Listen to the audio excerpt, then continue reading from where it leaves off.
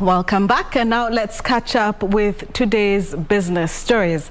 The National Cereals and Produce Board says it has no money to restock the depleted National Food Reserve, even as farmers in grain-growing countries count losses of spoiled produce. The NCPB Managing Director Joseph Kimote says the board requires 10 billion shillings to buy grains and produce from the farmers.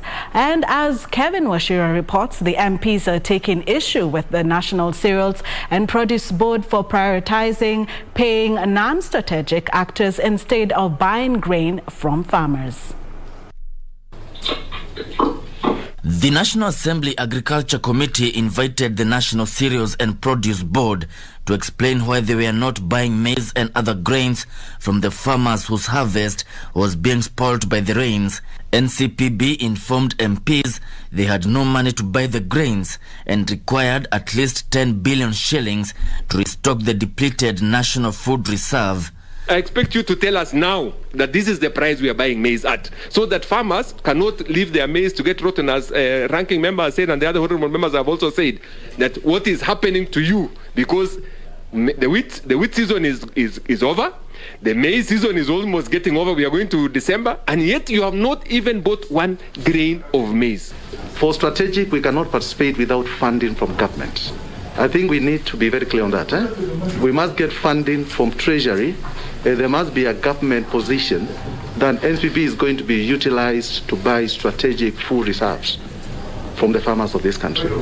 NCPB was taken to task for failing to account for 12 billion shillings for buying grains from farmers, which it acquired when it took over functions of the dissolved Strategic Food Reserve.